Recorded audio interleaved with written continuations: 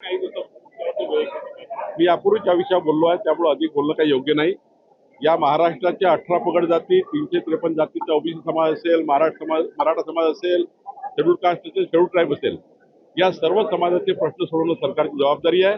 ती जबाबदारी देवेंद्र फडणवीसजींनी घेतलेली आहे, आमच्या सरकारने घेतलेली आहे. आमची तीच जबाबदारी आहे. या महाराष्ट्रामध्ये कुठलाही समाज समोर येऊ नये, या ताटात त्या ताटात जाऊ नये, ही भूमिका सरकारची आहे आणि या भूमिकेतनं आम्ही काम करतो. आणि सरकार म्हणून आमची भूमिका ही नम्रतेची असली पाहिजे, ती त्या ठिकाणी समजून घेण्याची असली पाहिजे.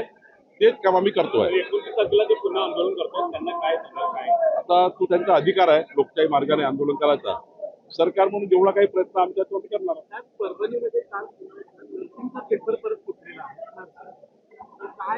नाही, ह्या ज्या विकृती आहे या विकृतीला ठेचून काढलं पाहिजे.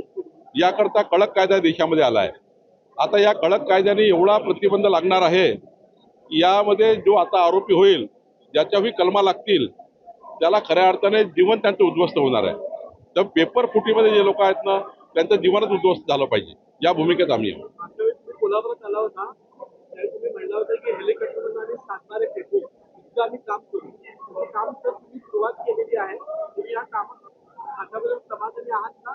तुमच्या 3 वर्षाचं काय? नाही, या राज्यामध्ये अत्यंत महत्वाची जबाबदारी माननीय मुख्यमंत्र्यांनी माझ्याकडे दिली आहे, देवेंद्र फडणवीसजींनी दिली आहे. ती जबाबदारी पार पाडण्याचा प्रामाणिक प्रयत्न मी करतो आहे.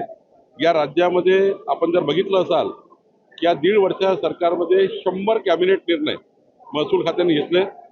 आपण जर कोल्हापूरचा विचार केला तर एकट्या चंदगडमध्ये आम्ही 12,000 कुटुंबांना, 55,000 लोकांना त्यांच्या संपूर्ण जमिनी फ्रीहोल्ड करून दिल्या, त्यांचा हेरे सरंजाम हटवला. आता चंदगड या कोल्हापूरमध्ये पुन्हा या ठिकाणी काही मागण्या आज माझ्याकडे येणार आहे. मी आता 2 तास जनतेचे निवेदन स्वीकारणार आहे. कोल्हापूरमध्ये जेवढे निवेदन मला येतील त्या सर्व निवेदनावर काम करण्याची माझी जबाबदारी आहे. नंतर मी जिल्हाधिकाऱ्याशी बसून या सर्व निवेदनावर अंतिम कारवाई करणार आहे. त्यामुळे सरकार म्हणून जे आमचं काम आहे, समाजाच्या शेवटच्या गरीब माणसाला न्याय देणे, ते करूनच आम्ही या ठिकाणी आमचं भूमिका करतोय. मला विश्वास आहे की योग्य पद्धतीने जर सरकार चालवलं तर लोकांना न्याय मिळू शकतो. सरकार ही विकासाची चाबी आहे. समाजाच्या गरीब माणसाचं कल्याण करणारी चाबी सत्ता आहे आणि सत्तेचा उपयोग हा गरीब माणसाकडे झाला पाहिजे. महाराष्ट्र प्रांतिक महासभेच्या वतीने कोल्हापूरमध्ये आज महाराष्ट्राचा मेळावा झाला. या मेळाव्यामध्ये मला या ठिकाणी निमंत्रित करण्यात आलं होतं आणि प्रामुख्याने या महाराष्ट्रातील जो ओबीसी मधला तेली समाज आहे, लिंगायत समाज आहे, या समाजातील सर्वच व्यक्तिमत्व या ठिकाणी हजर होते. त्यांनी या ठिकाणी महत्वाच्या 4-5 मागण्या केलेल्या आहेत. संत जगनाडे महाराज जे महामंडळ माननीय मुख्यमंत्री देवेंद्र फडणवीसजींनी तयार केलं आहे, त्या महामंडळाला निधी पाहिजे आहे. त्या महामंडळाचं गठन झालं पाहिजे, ही मागणी आहे. सोबतच मुंबईमध्ये अनेक दिवसापासून प्रांतिक तैलिक महासभेची जागा जी त्यांना मिळत नाही, ती जागा मिळावी हा प्रश्न आहे. सोबतच सुटे तेल जे आहे, खुलं तेल जे विकणं बंद केलेलं आहे, त्यामध्ये मोठ्या प्रमाणावर 50,000 60,000 परिवारांचा जो रोजचा व्यवसाय तो थांबलेला आहे, त्याबद्दलचा एक प्रश्न आहे. सोबतच त्या ठिकाणी लिंगायत समाजाच्या ज्या स्मशानभूमी आहे त्यांच्या जागेचा प्रश्न आहे. असे 18 प्रश्न या ठिकाणी दिलेले आहेत. निश्चितपणे मी त्यांना आश्वासन दिलं आहे की महाराष्ट्राचे मुख्यमंत्री देवेंद्र फडणवीसजी आम्ही सर्व मिळून हे प्रश्न निकाली काढू. मला विश्वास आहे की हे सर्व प्रश्न निकाली निघण्यालायक आहे, ते निघतील.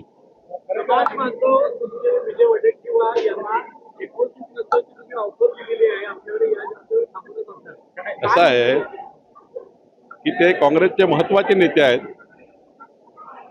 आणि त्यामुळं खऱ्या अर्थाने ते काँग्रेस पक्षात चांगलं काम करताय. पण त्यांनी म्हटलं 2029 मध्ये जर त्यांचं नाही जमलं तर मी त्यांना सहज आमचा समाजाच्या मेळाव्यामध्ये एक विनोद म्हणून, शेवटी काही भाग विनोदाचा असतो, तो भाग विनोदाचा भाग सोडून त्यात काही नाही आहे. हा आमचा एक व्यासपीठावरचा एक विनोदी विषय होता. त्यांनी जसं मला म्हटलं की 2029ला आमचं सरकार येऊ दे, तर मी त्यांना म्हटलं की 2029ला आमचं सरकार राहणार आहे, तुम्ही गरज पडली तर आमच्याकडे या. तर हे विनोदाचा भाग आहे. त्याच्यामध्ये काही कुठलाही राजकीय भाव नाही, राजकीय भावना नाही. वडेट्टीवार काँग्रेसमध्ये चांगलं काम करतात, ते हार्डकोर नेते आहे, त्यांनी त्या ठिकाणी चांगली भूमिका ते पार पाडतात. त्यामुळे आमचा विनोदाचा भाग आहे. वडेट्टीवारांनी काही वेळापूर्वी म्हटलेलं आहे की सुप्रिया सुळे असतात किंवा राष्ट्रवादीचे जे नेते आहेत ते वारंवार प्रत्येक त्यांचं काय काय चाललंय हे मला माहिती आहे. खरंच काय चाललंय नाही, मला असं वाटतं की वडेट्टीवारजीला काही गैरसमज झाला असेल. सुप्रियाताई आणि सर्वांनी स्पष्ट केलं आहे की त्यांच्या जे खासदारचे प्रश्न आहे लोकसभेतल्या, आणि लोकसभेची संसद सुरू असताना सर्वच पक्षाचे खासदार हे प्रधानमंत्र्यांना भेटतात.